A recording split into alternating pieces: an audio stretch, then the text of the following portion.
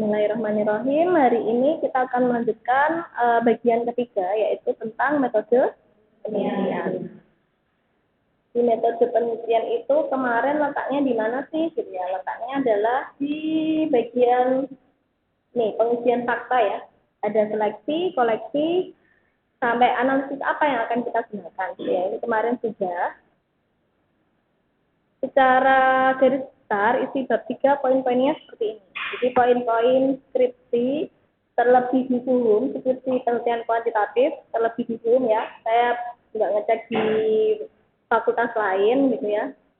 Kalau di buku seperti ini. Jadi ada poin A, jenis penelitian. Sudah ada gambaran belum jenis penelitian seperti apa nantinya? Kemarin kalau yang mengerjakan di jurnal itu sudah ada lah. Jenis penelitian itu penelitian kuantitatif. Kuantitatif yang kuantitatif apa gitu ya, kemarin kan ada jenisnya. Kemudian ada identitas variabel, ada definisi operasional variabel, ada populasi dan sampel, ada metode pengambilan data, dan ada teknik analisis data. Kita akan kupas satu persatu. Yang pertama adalah jenis penelitian. Di bagian ini teman-teman tentukan apa jenis penelitian beserta deskripsi singkat terkait jenis desain penelitian yang dipilih. Ya, coba ingat lagi di pertemuan keempat kemarin, sudah ada filenya juga ya. Apakah penelitian itu adalah penelitian eksploratif, penelitian deskriptif kuantitatif, penelitian korelasional, komparatif, eksperimen, atau asosiatif kausal. Jadi di jenis penelitian ini tidak cukup hanya menjabarkan bahwa penelitian ini adalah penelitian kuantitatif, bukan seperti itu ya, tapi dijabarkan lagi penelitian kuantitatif yang seperti apa. Berilah deskripsi singkat terkait jenis desain penelitian yang teman-teman pilih. Sudah ada gambaran di poin A ini apa yang mau dituliskan misalnya? Kita lanjut ke poin B, identitas variabel. Variabel itu apa sih? Ini sudah sering ya. Variabel adalah suatu atribut atau sifat atau nilai dari suatu objek penelitian atau kegiatan yang mempunyai variasi tertentu yang ditetapkan oleh peneliti untuk dipelajari. Jadi suatu yang ingin peneliti pelajari. Dan kemudian ditarik kesimpulannya. Menurut Susiono 2015 di buku metodologi penelitian kuantitatif. Nah, di identitas variabel poin B ini, teman-teman nanti akan temukan variabel independen dan variabel dependen. Kalau variabelnya lebih dari satu gitu ya. Kalau misalnya cuma penelitian deskriptif bagaimana Bu? Ya dijelaskan aja. Variabel dalam penelitian ini adalah variabel, kalau kemarin contohnya adalah apa? Religiusitas. Kalau misalnya variabelnya lebih dari 2, ya teman-teman jelaskan mana yang variabel independen, mana yang variabel dependen. Variabel independen itu apa? Yang namanya independen itu artinya kan bebas. Variabel bebas atau variabel yang mempengaruhi gitu ya. Kalau dependen, dia variabel terikat, variabel yang tidak dipengaruhi. Variabel yang dipengaruhi ya, saya edit salah. Variabel yang mempengaruhi sama variabel yang dipengaruhi.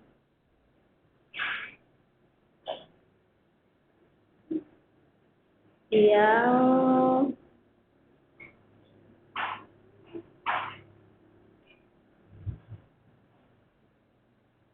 ya, variabel yang dipengaruhi. Jadi ada yang mempengaruhi, ada yang dipengaruhi. Kita lanjut. Contohnya kemarin ini ya, pengaruh kesabaran terhadap kecemasan selama pandemi pada perempuan dewasa di Kecamatan Antapani. Yang jadi variabel independen atau variabel bebas, yang mana? Itu sudah ada kesabaran gitu ya. Jadi variabel independen atau variabel bebas itu variabel yang mempengaruhi. Kalau judulnya seperti ini, kita bisa punya trik ya. Kalau katanya sebelum terhadap itu, gitu ya. Sebelum terhadap itu kan kesabaran, berarti dia variabel yang mempengaruhi atau independen. Terhadap kecemasan, berarti mempengaruhi terhadap apa? Terhadap kecemasan. Kecemasan di sini adalah variabel dependen. Dari judul bisa teman-teman tentukan ya, mana variabel yang mempengaruhi, mana yang dipengaruhi. Jadi kalau sebelum terhadap, Berarti kan kata kesabaran itu adalah variabel independen yang mempengaruhi. Kesabaran mempengaruhi kecemasan.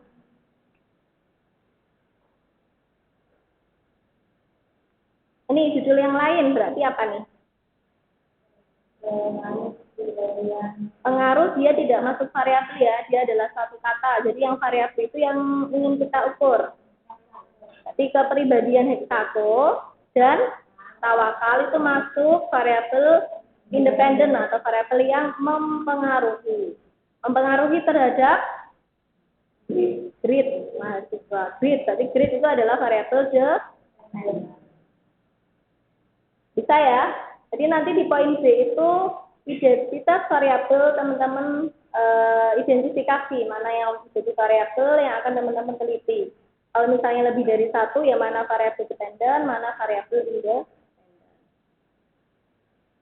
Poin selanjutnya adalah definisi operasional variabel. Definisi operasional variabel adalah definisi konkret dalam suatu gejala yang ditampilkan dalam bentuk perilaku sehari-hari. Nah, definisi di sini akan berbeda sama definisi yang teman-teman tuliskan di bab 2 landasan teori, gitu ya. Di landasan teori kan ada itu poin pengertian ya. Pengertian kan sama artinya dengan definisi. Tapi beda, di definisi operasional ini adalah definisi yang sudah teman-teman buat secara konkret. Jadi sudah ada bentuk perilaku tertentu. Misalnya tadi adalah kesabaran dengan kecemasan ya. Kesabaran itu bukan sekedar kesabaran adalah, tetapi apa sih konkret dari perilaku seseorang itu memiliki sifat atau perilaku sabar, gitu ya. Nanti ada contohnya.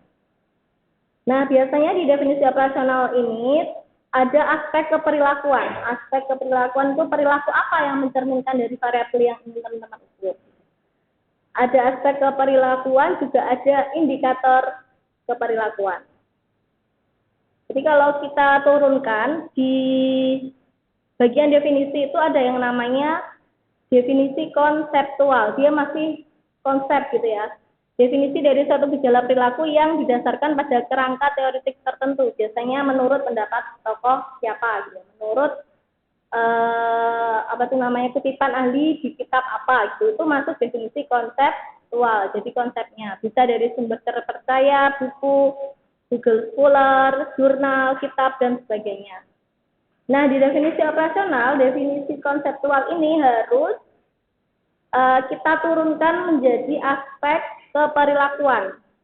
Jadi, di aspek keperilakuan ini kita terjemahkan dari ciri-ciri atribut yang sudah dibatasi secara konseptual dalam teorinya menjadi bentuk definisi keperilakuan. Jadi bukan cuma sekedar definisi di bagian landasan teori, definisi konsep aja. Sabar adalah bla bla bla bla, bukan, tapi perilaku apa aja nih yang mencerminkan dari sabar sehingga kita bisa mengukurnya gitu ya. Kemudian dari aspek keperilakuan itu kita turunkan lagi menjadi indikator keperilakuan. Indikatornya apa kalau dia memiliki aspek itu gitu ya. Berperan sebagai pemberi batasan konkret atau operasional berupa perilaku yang ditampilkan. Jadi kalau secara umum itu kan ada perilaku yang covert, ada perilaku yang overt gitu ya. Perilaku yang covert itu biasanya tidak tampak dan hanya bisa dirasakan oleh individu itu sendiri. Nggak bisa terukur. Tapi kalau perilaku yang overt itu yang kasat mata, jadi orang lain itu bisa menilainya. Nah, yang misalnya seperti kecemasan, kesabaran itu kan sebenarnya covert ya. Yang tahu kan cuma si individu sendiri. Tapi karena ada definisi operasional, kita turunkan dari aspek keperilakuan dan indikator, kita akan mengubah dari yang covert menjadi overt. Itu tugasnya di sini dan itu jadi satu mata kuliah sendiri nanti di pengukuran psikologi. Biasanya diterangkan secara detail di pengukuran psikologi di depan. Ya. Jadi misalnya konsepnya apa, kita turunkan dulu aspek keperilakuannya apa, baru ke indikatornya seperti apa. Biar teman-teman tahu, perbanyak baca skripsi atau jurnal-jurnal kuantitatif gitu ya. Ini ada contohnya beberapa aja. Misalnya sabar gitu ya. Contoh definisi operasional variabel sabar. Sabar merupakan kemampuan seseorang untuk dapat mengendalikan diri terhadap emosi dan bertoleransi terhadap penundaan keinginan, mampu untuk sabar dalam menghadapi situasi sulit, gitu ya, mampu menjadi individu gigih dalam mencapai tujuan dan memecahkan masalah yang dihadapi, menerima kenyataan pahit dengan ikhlas dan bersyukur terhadap segala sesuatu yang terjadi pada dirinya dan mampu untuk bersikap tenang dalam menyikapi suatu hal. Ini dia masuk definisi yang masih konseptual, gitu ya. Maka kita cari nih yang secara operasional yang konkret mengukur sabar ini bagaimana. Itu tergantung, misalnya teman-teman menemukan teori aspek kesabaran dari Subandi.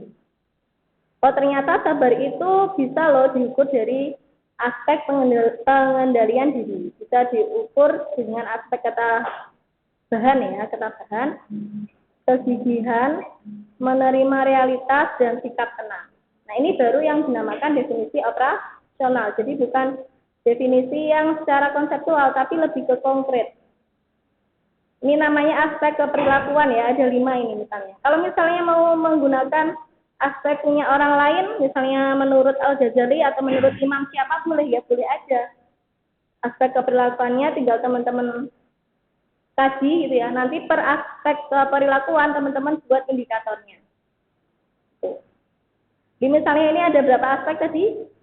5 aspek. Nanti setiap aspek, misalnya aspek pertama pengendalian diri itu ada indikatornya. Seorang dikatakan mempunyai pengendalian diri itu yang bagaimana? Misalnya tidak mudah terpancing emosi. Nah, seperti itu. Atau misalnya tidak marah ketika dihina dan sebagainya. Itu berdasarkan teori yang teman-teman susun di bab 2. Jadi antara definisi operasional sama bab 2 itu teman-teman ada dasarnya atau nyambung. Gitu. Biar ada bayangan, nanti kayaknya saya tugaskan cari contoh skripsi gitu ya, biar tahu. Tapi udah ada sedikit bayangan ya terkait definisi operasional ya. Kita lanjut ke poin keempat. Poin keempat itu biasanya kita jelaskan juga di bab 3 itu terkait populasi sama sampelnya. Sudah tahu bedanya ya? Populasi itu keseluruhan objek yang karakteristiknya sama dan kita hendak diuji. Terus yang sampel merupakan bagian populasi yang karakteristiknya hendak diuji. Jadi kalau populasi itu keseluruhan objek, kalau sampel itu bagian dari populasi. Di bagian ini kita sebutkan populasi dalam penelitian ini adalah misalnya seluruh mahasiswa UIN angkatan 2022. Jadi waktu dulu PPAK itu teman-teman offline apa online? Offline ya, di lapangan gitu. Dulu siapa gestarnya? Oh, itu Rahmat. Bukan yang Mbak Nana itu ya? Nah itu berarti populasinya segitu banyaknya misalnya. Kalau yang sampelnya teman-teman ambil beberapa, misalnya dari mahasiswa hukum, teman-teman ambil berapa persen, mahasiswa FSP berapa persen, dan seterusnya. Ya, saya nggak hafal kuantitasnya.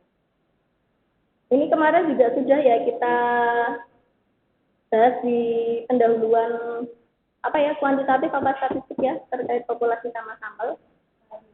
Ya, seperti ini. Ini dibuka lagi, populasi adalah keseluruhan. Kalau yang kotak-kotak itu adalah unit eksperimen, yang terambil merah itu adalah sampel. Variabelnya bisa jenis kelamin, usia, pekerjaan, pendidikan, tingkat motivasi, misalnya tingkat kesabaran, itu masuk variabel. Ini sudah ya, saya skip aja yang sudah ya. Tahu ya kenapa harus sampel? Nah, kemarin waktu pengantar ya. Jadi kenapa harus sampel? Singkatnya seperti itu ya. Nanti bisa dicek lagi di materi yang saya share. Jadi karena kalau sensus itu ya nggak mungkin, impossible, impraktikal, biasanya tidak bisa dipraktekkan gitu ya. Misalnya teman-teman di sini penilaiannya cuma 6 bulan, tetapi misalnya populasinya banyak gitu ya, nggak bisa dipraktekkan. Kemudian tuh costly, terlalu mahal gitu ya. Mahal kan relatif dari segi biaya gitu ya, tenaga, waktu juga termasuk mahal. Ini kemarin juga sudah terkait teknik sampling atau cara sampling ya.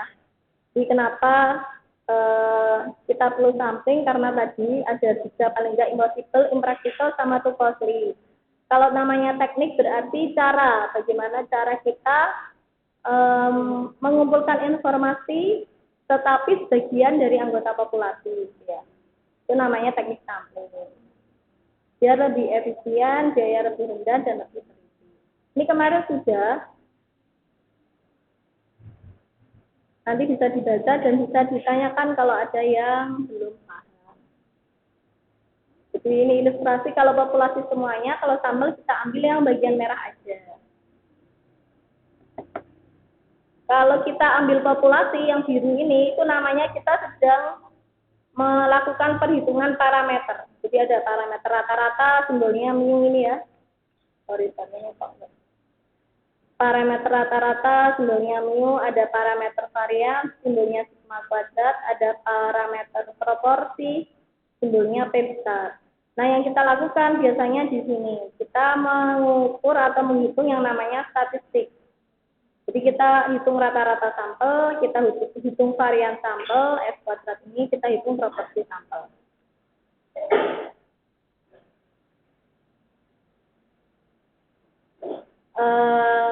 Teknik sampling ada bagaimana cara kita mengambil sampel. Itu ada yang probability sampling, jadi ada yang sampling memperhatikan kemungkinan atau probabilitas atau perhitungan. Kalau dengan perhitungan itu ada 4 itu ya, ada simple random sampling, teman-teman ingat-ingat lagi kemarin, ada stratifikasi, ada sistematik, ada cluster. Ada juga sampling yang non probability sampling, itu tidak menggunakan perhitungan gitu ya.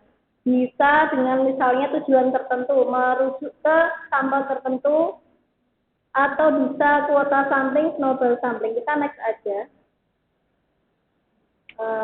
Di sini keterangannya.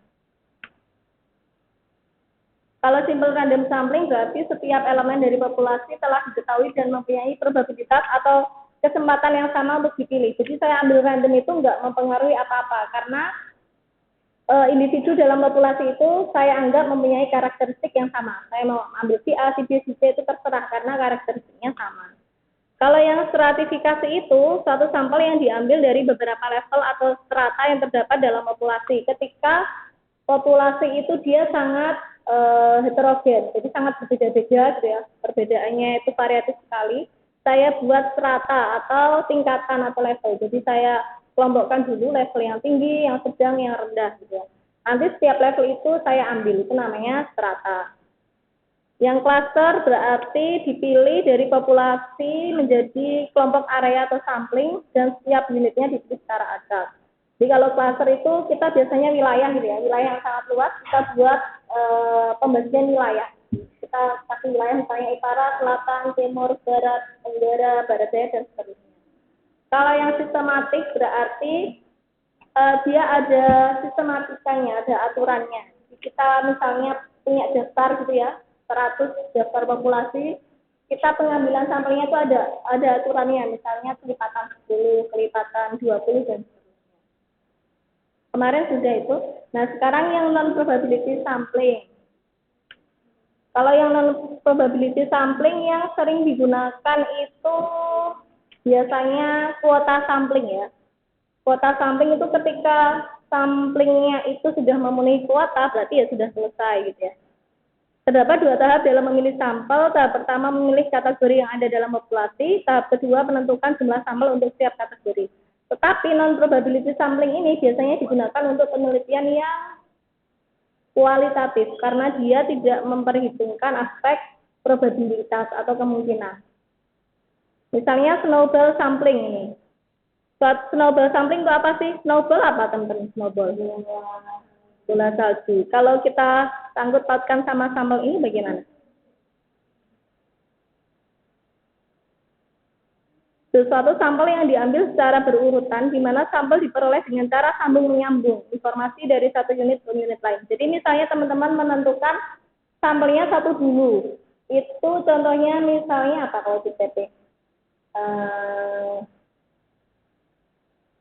Mantan mantan ya mantan dari orang yang terkena narkoba gitu ya, jadi rehabilitasi misalnya teman-teman mau meneliti bagaimana tingkat religiusitasnya misalnya ya. Teman-teman datang dapat data itu satu orang misalnya si A gitu, teman-teman datangi.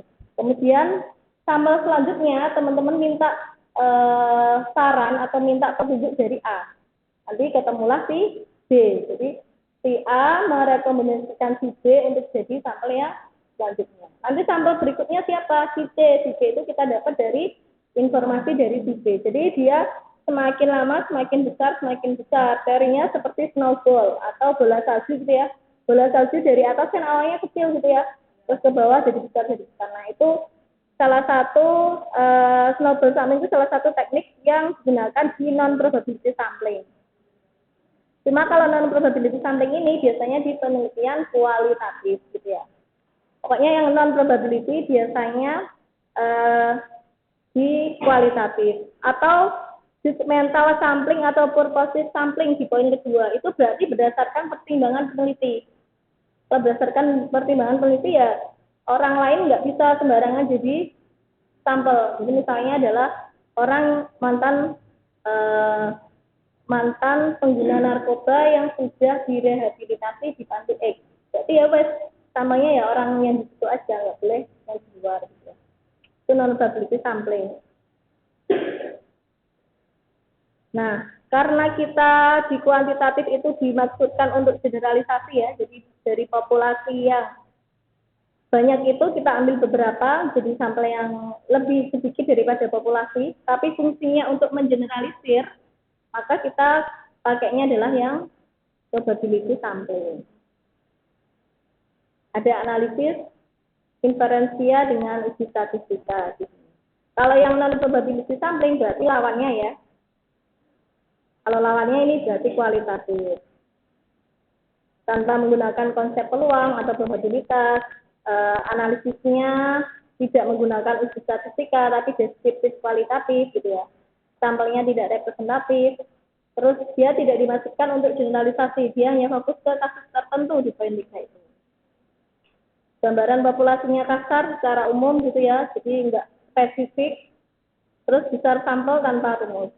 Itu yang non probability. Kita menggunakan yang probability. Nah di bagian ini biasanya juga dijelaskan nih bagaimana rencana samplingnya.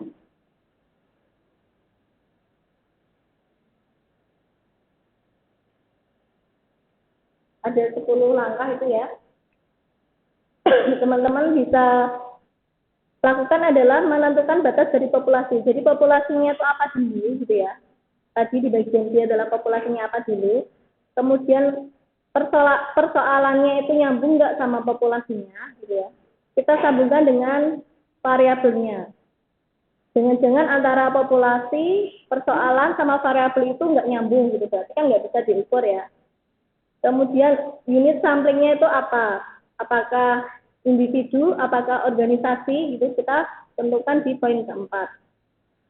Kemudian merumuskan cara pengukuran dan penilaian yang akan dilakukan, kumpulkan data masa lalu, tentukan cara sampling yang benar. Mau menggunakan yang mana? Simple random sampling, stratifikasi, cluster, atau satunya sistematika. Menentukan ukuran sampel, berapa sampel yang teman-teman peroleh, menentukan cara pengumpulan data, dan menentukan metode analisis yang akan digunakan. Di poin 8 itu adalah teman-teman menentukan dulu berapa sampel yang ingin teman-teman ambil, bukan kok menyesuaikan di lapangan ya. Selama ini banyak keliru, jadi teman-teman sebar kuesioner dulu, misalnya terkumpul 20, berarti ya sampel yang digunakan dalam bidang ini adalah 20, bukan seperti itu ya. Tapi ditentukan dulu di awal, baru teman-teman cari respondennya, bukan kebalikannya. Disebar ternyata yang isi cuma 10, jadi 10 itu jadikan sampel, bukan seperti itu. Tapi ditentukan di awal berapa ukuran sampel yang ingin teman-teman peroleh. Mengingat kembali, ini kemarin sudah pernah, gambaran metode SRS ya, atau Simple Random Sampling ini yang sangat sederhana ketika populasinya kita anggap dia itu setara atau tidak unik gitu ya. Jadi kita ambil random, terserah mau ambil siapa. Kalau yang ini adalah stratifikasi, populasinya itu sangat heterogen gitu ya. Kita kumpulkan dulu dia berdasarkan strata atau levelnya seperti ini. Jadi yang bintang kumpul dengan bintang, atau yang tinggi dengan tinggi, sedang dengan sedang, rendah dengan rendah. Nanti masing-masing strata kita ambil sampelnya. Gitu ya. Ini stratifikasi. Terus cluster. Kalau cluster ini kita bagi suatu wilayah populasi menjadi beberapa cluster atau wilayah gitu ya. Nah, dari wilayah itu kita ambil mana yang akan terambil gitu ya. Ini diambil secara acak yang merah itu. Kalau yang sistematika, ini masih cluster ya. Misalnya clusternya provinsi. Provinsi ada berapa sekarang provinsi? 28 beneran.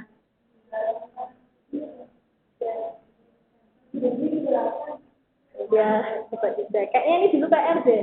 Saya meminta untuk mencari jumlah provinsi. Nah, dari provinsi ini kalau kita mau cluster gitu ya, nanti per pulau kita ambil beberapa, 8. Ya. Nanti dari provinsi itu kita turunkan lagi menjadi kabupaten atau kota. Dari kabupaten atau kota kita turunkan lagi menjadi kecamatan. Itu berarti cluster beberapa tahap gitu ya. Cluster satu tahap adalah ketika Indonesia itu kita bagi menjadi beberapa provinsi. Itu cluster satu tahap. Cluster dua tahap dari provinsi itu kita cluster lagi menjadi beberapa kabupaten atau kota. Itu cluster dua tahap. Nanti kabupaten atau kota kita cluster lagi, kita bagi menjadi wilayah kecamatan. Itu cluster 3 tahap. Sampai misalnya teman-teman meneliti tingkat apa nih? Tingkat RT atau tingkat KK, itu berarti cluster N tahap. N tahapnya nanti tergantung turunannya berapa. Kalau yang sistematik kemarin sudah pernah ya. Sistematik itu intinya adalah teman-teman punya daftar ini, daftar populasi, teman-teman ambil dulu misalnya dia yang terambil pertama adalah nomor urut 8. Selanjutnya adalah 8 plus 20 gitu ya, berarti sampel selanjutnya adalah 28. Selanjutnya berapa? 28 plus 20 lagi 48. Ini sistematik. Cuma kalau di sistematik ini teman-teman sudah punya daftar populasi. Jadi misalnya daftar mahasiswa gitu ya. Dari nomor urut 1 sampai terakhir di semua jurusan di fakultas lain juga. Gitu. Itu kalau sistematika. Agak ribet kalau sistematika. Minusnya ini harus punya daftar lengkap. Atau misalnya teman-teman mau menentukan jumlah sampel tanpa melalui 4 tadi itu, bisa sampel random sampling, kemudian apa tadi stratifikasi, snowball masuknya di kualitatif, jadi dia nggak masuk di hitungan ini. Sistematika sama cluster. Nah ini ada rumus yang biasanya sering digunakan itu rumus Lovin. Rumus Lovin ya ini dia ketemu rumusnya dulu, N-nya dulu, baru teman-teman nanti memilih metode sampelnya tadi. Mau yang SRS, stratifikasi, atau apa. Kita langsung ke contoh ya, misalnya seperti ini. Jadi itu ada populasi 450 orang. Ya. Nah dari 450 orang ini, kita baiknya mengambil sampel berapa? Ya. Kalau misalnya tingkat kesalahan kita atau errornya itu 10%. Di tingkat kesalahan itu bisa 5%, bisa 10%, sama ketika di statistik ya, sudah belum. Jadi di statistik itu ada namanya alfa atau E itu bisa 5%, bisa 10%, bisa 20%, dan seterusnya. Tapi semakin penelitian kita itu semakin tidak terpercaya. Jadi yang lebih bagus adalah E-nya itu adalah yang kecil. Tuh. Nah, misalnya ini kita ambil biasanya sih 5%, 10% gitu ya maksimal. Kita ambil misalnya E-nya itu 10%. Jadi di bagian rumus yang E ini ya, kita ganti dengan 10% itu berapa? 10% 0,1. Jadi ini N adalah N populasinya 450 dibagi dengan 1 plus ini 450 lagi dikali 0,1 dikuadratkan. Tinggal di kalkulator aja ya. Seperti ini. nanti ketemunya adalah berapa ini? 81,81. Kita bulatkan ke atas biasanya, karena orang kan nggak mungkin koma. Jadi 82. Jadi dengan tingkat kesalahan 10%, 450 orang ini kita ambil sampelnya sebanyak 82 orang. Nah, ini perhitungan sampel yang paling sederhana. Untuk yang lainnya teman-teman nanti bisa pelajari sendiri. Bisa cuma dari populasi itu kita ambil 10% dari populasi, Bu. Jadi 450 kali 10%-nya berapa? 45. Itu boleh. Asal rujukan 10%-nya itu teman-teman sertakan. Menurut siapa gitu kan.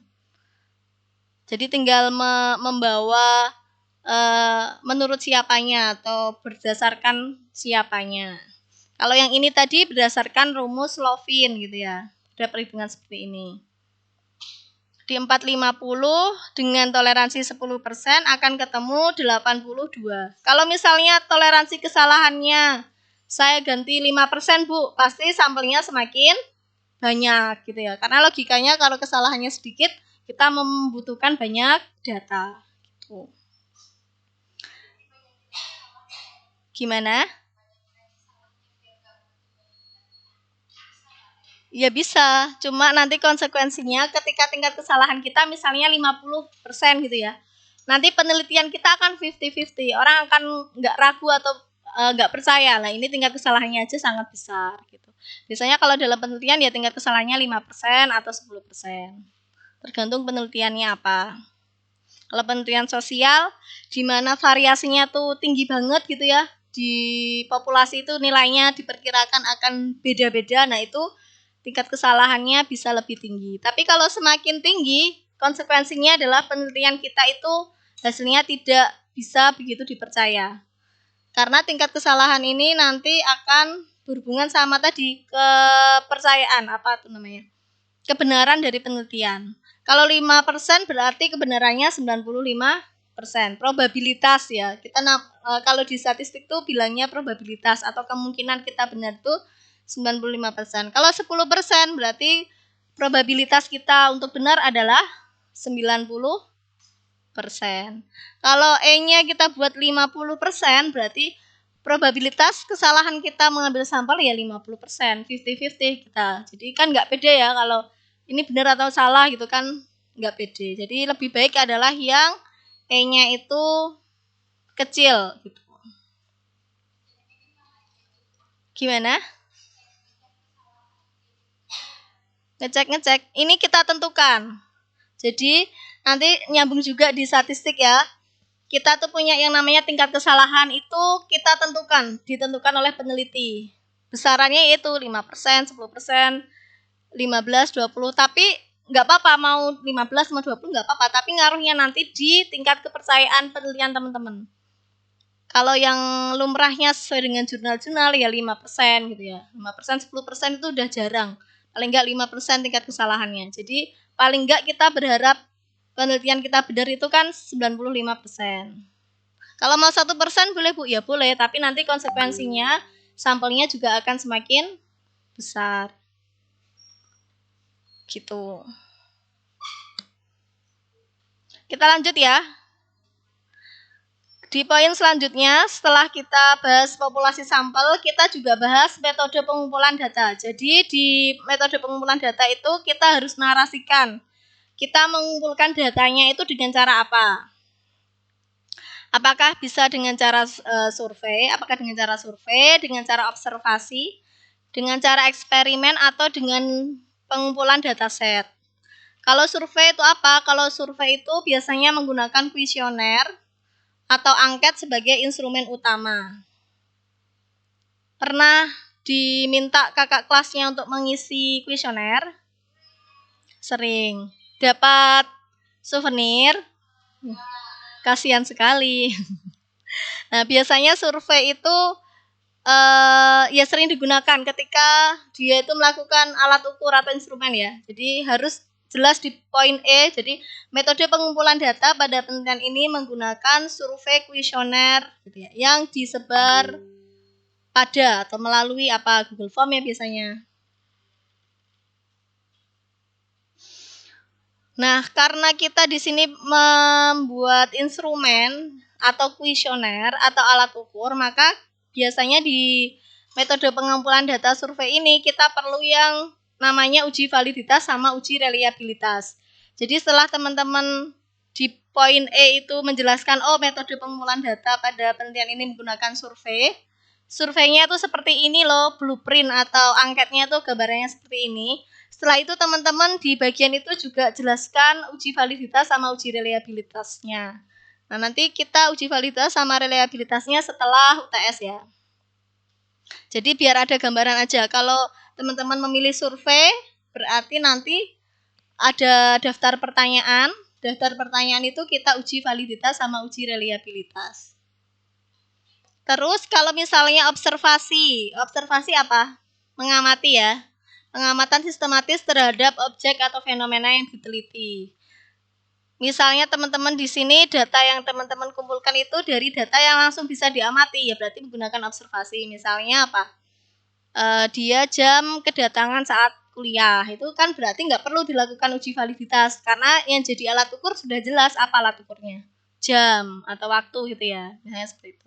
Atau kalau misalnya observasinya itu apa? Berat badan atau tinggi badan. Nah, teman-teman juga tidak perlu melakukan uji validitas atau reliabilitas karena sudah ada alat ukurnya. Tapi kalau misalnya kita melakukan observasi terhadap kesabaran atau kecemasan, bagaimana? Kan kita butuh yang namanya alat ukur. Kita buat dulu kuesionernya, kita buat dulu instrumennya. Nah, instrumen yang kita buat itu apakah sudah benar nih bisa mengukur kesabaran, kan kita belum tahu, makanya perlu yang dilakukan namanya uji validitas sama uji reliabilitas. Terus ada lagi metode pengumpulan data itu dengan cara eksperimen, menggunakan manipulasi variabel independen untuk mengamati pengaruhnya terhadap variabel dependen. Variabel independen tadi adalah variabel apa? Bebas, ya bebas yang mengaruhi. Di eksperimen di sini misalnya kita ingin mengetahui pengaruh terapi zikir sebelum terapi zikir dan sesudah terapi zikir terhadap agresivitas gitu ya. Kalau di sini kita melakukan eksperimen sebelum terapi zikir itu agresivitasnya bagaimana, tingkatnya, angkanya gitu ya. Setelahnya itu bagaimana? Itu namanya kita melakukan pengumpulan data dengan cara eksperimen. Nanti terapi zikirnya menjadi variabel independen atau variabel bebas atau variabel yang mempengaruhi. Sedangkan variabel dependennya kita mengamati apa? Melakukan eksperimen apa? Agresivitas. Jadi variabel independennya itu adalah variabel yang mempengaruhi. Apakah terapi zikir mempengaruhi agresivitas? Berarti yang jadi variabel yang mempengaruhi atau variabel independen adalah terapi zikir. Sedangkan yang dependennya adalah agresivitas. Sebenarnya ini teman-teman bisa sambungkan dengan contoh 5 jurnal kemarin. Kita kan kemarin masing-masing dari jurnal jenis kuantitatif sudah ada contohnya. Nah, teman-teman bisa lihat di situ. Kemudian dataset. Kalau dataset ini menggunakan data lembaga lain yang sudah tersedia. Kalau di TP sebenarnya masih jarang dilakukan ya. Biasanya tuh langsung kalau nggak survei, eksperimen gitu. Kalau dataset itu data yang sudah ada, teman-teman langsung olah. Misalnya data penelitian yang sudah dipublish, punya kakak tingkat gitu ya, sudah dipublish, teman-teman gunakan lagi dengan metode yang berbeda atau dengan pengembangan metode itu bisa. Atau teman-teman bisa gunakan data BPS misalnya bisa. Atau teman-teman bisa gunakan data dari akademik gitu ya, dari mana itu namanya TU gitu bisa, itu namanya dataset. Minusnya dataset adalah belum tentu variabel yang ingin kita ukur tersedia. Misalnya kita mengukur apa tadi agresivitas, pasti di bagian akademik nggak ada kan data seperti itu, nggak akan mengukur agresivitas juga gitu, atau misalnya kesabaran, kecemasan. Kalau yang dataset itu data yang sudah ada. Cuma pertanyaannya data yang sudah ada cocok nggak sama penelitian kita di TP. Gitu. Kalau dulu saya di statistik banyak sekali menggunakan sumber datanya itu nggak perlu survei, nggak perlu observasi, nggak perlu eksperimen, cukup dengan dataset. Misalnya saya skripsinya tentang faktor-faktor yang mempengaruhi angka prevalensi penyakit kusta, gitu ya. Saya tinggal datang aja ke dinas kesehatan, minta datanya, mulai dari misalnya perilaku bersih hidup sehat, PBHAS, apa itu perilaku bersih hidup sehat. Nah itu terus berapa proporsi rumah yang punya kamar mandi dan tidak punya kamar mandi, itu kan ada data semua. Jadi saya tinggal gunakan data itu, oh ternyata bisa saya gunakan untuk meneliti kira-kira faktor apa yang mempengaruhi prevalensi atau persebaran kusta. Nah kalau di TP mungkin beberapa variabel itu nggak bisa didapatkan seperti itu. Kan nggak ada tuh data yang misalnya mengukur tingkat stres, itu kan nggak ada. Stres mahasiswa nggak ada. Mungkin mentok-mentoknya apa? Ya itu IPK, mungkin ke data kan di sistem IPK, kemudian asal SMA mungkin. Nah itu nyambung nggak sama penelitian teman-teman?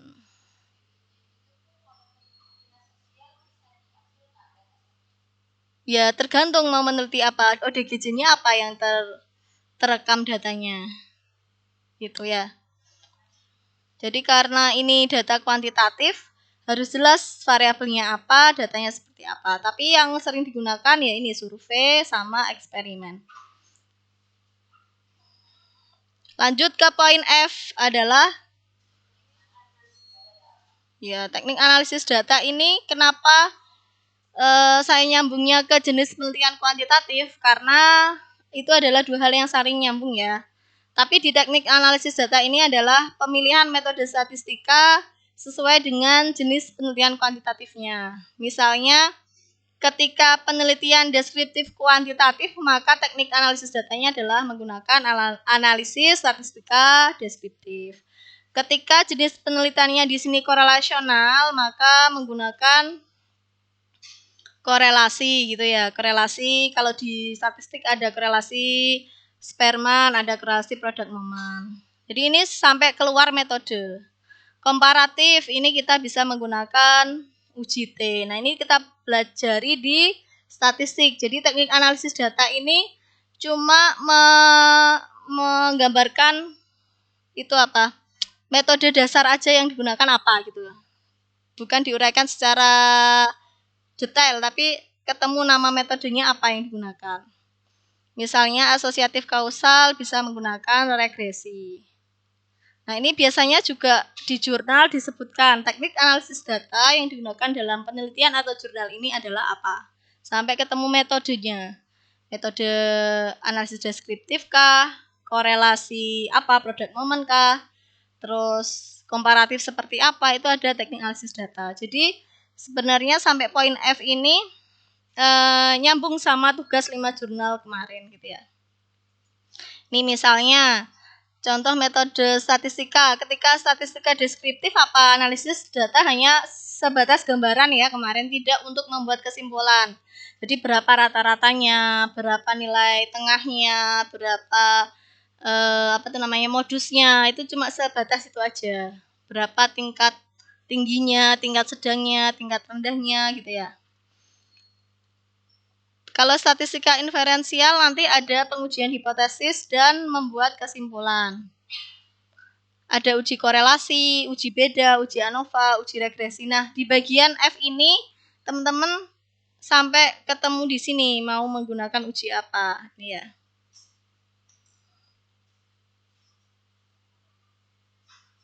Sampai sini ada yang mau ditanyakan. Jadi kita sudah punya 3 poin ya dalam bahasan ini. Sebentar saya stop dulu.